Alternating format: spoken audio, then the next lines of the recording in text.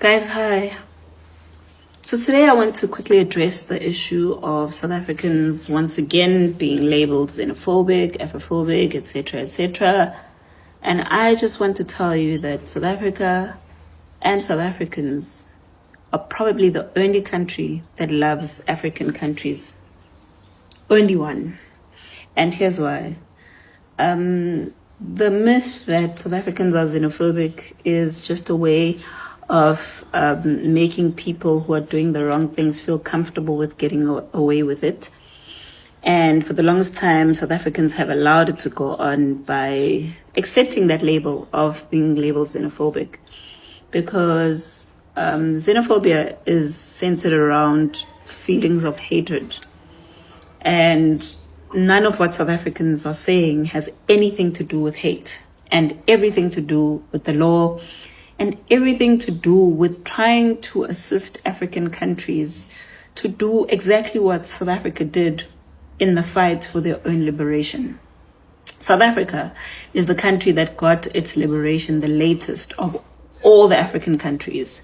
So while everyone was already enjoying the party and everyone was already milking their minerals and whatever, their wealth, South Africa was still behind because we were colonized. There are places we were not allowed to go to, etc., etc. And the minute we win that fight, suddenly we have to open our doors to everyone to come and transfer their countries or their leaders' failures to us. Because now people have died, they've sacrificed their lives, and it's always under the disguise that, oh, because we helped you. Now, here's the thing about this help. When South Africans were fighting for apartheid to end, some of the South Africans went to other countries to organize themselves, to continue the fight, to organize themselves, to feed into the fight that was going on at home. They didn't go to other African countries in millions and run away and say, oh, because we're fighting, take us in, give us jobs. We want to sell tomatoes on the streets. We want to have freedom. We want to have rights. We want to hijack buildings. We want to have our children near schools, etc., etc. They stayed in those countries to organize themselves and equip themselves to fight.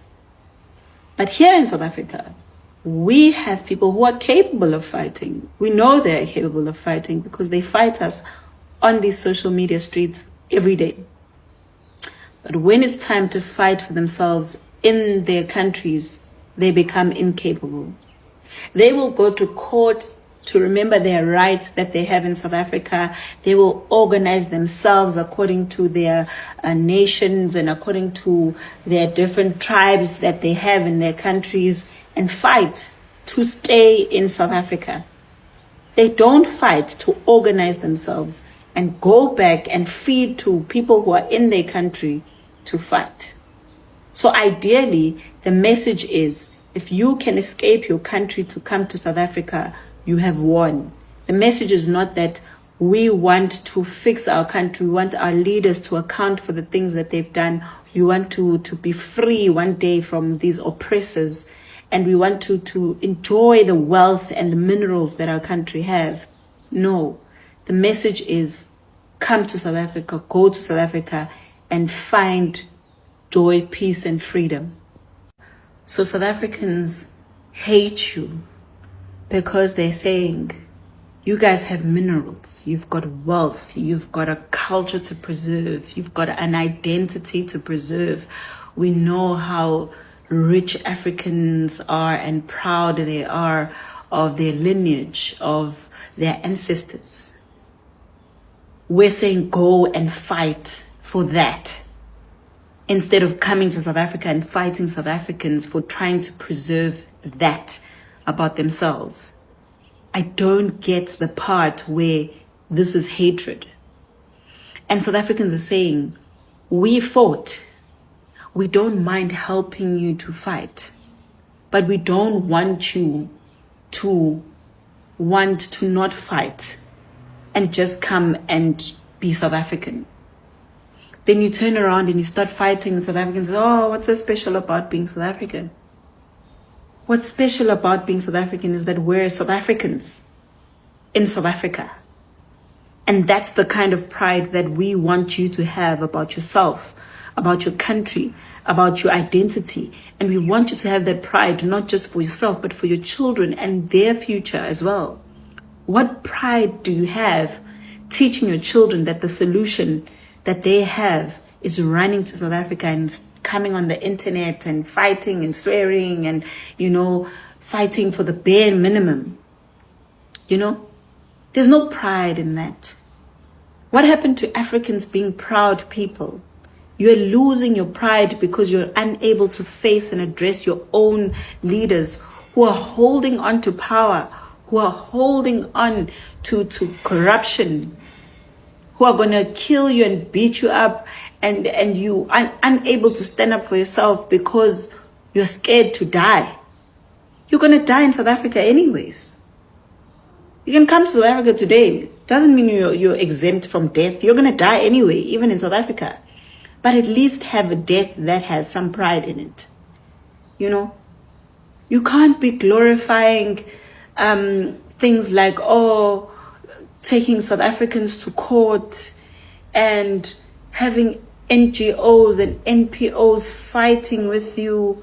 Because at the end of the day, they're fighting with you to stay here so that they can continue to milk in your country. Who's going to fight for those minerals and that wealth that you have in your countries if you are coming here? What do you think they're helping you stay in South Africa for? So that you can forget who you are and they can continue to loot in peace.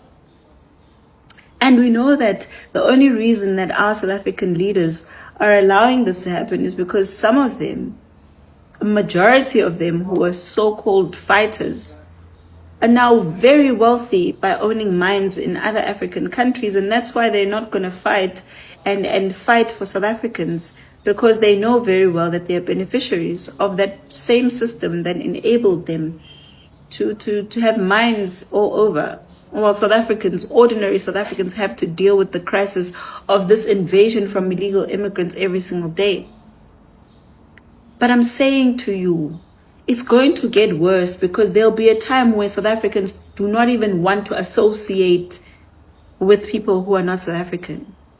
Because we've been going through so much: the crime, the overcrowded buildings, the dirt, the loss of our identity, the way you make us feel small in our own country, the way you are rude, you are arrogant, and you are making it even more a problem for you to stay in South Africa. You're not helping the situation any much.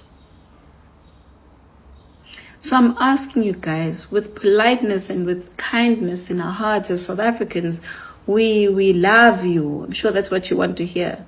But can we love you in your country? Can we help you in your countries?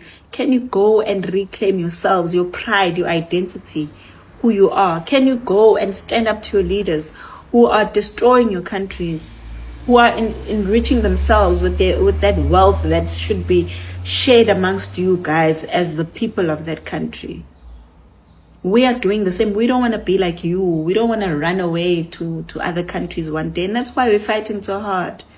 We don't want to find ourselves so desperate that the only way we can survive is going to other people's countries and telling them that we're not going anywhere and swearing at them every day and fighting just for the bare minimum. That's not the kind of future we want for ourselves, and that's why we're fighting so hard.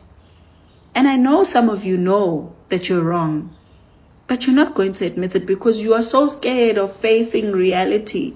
You're so scared of organizing yourselves the same way you organize yourselves here in South Africa. Getting a South African identity document is never going to take away the fact that you have a country that you need to fight for. And we're not going to absorb all millions of you because your governments are failing you. That is unfair on us. So guys, do the right thing, even for yourself and for your children. Take them home.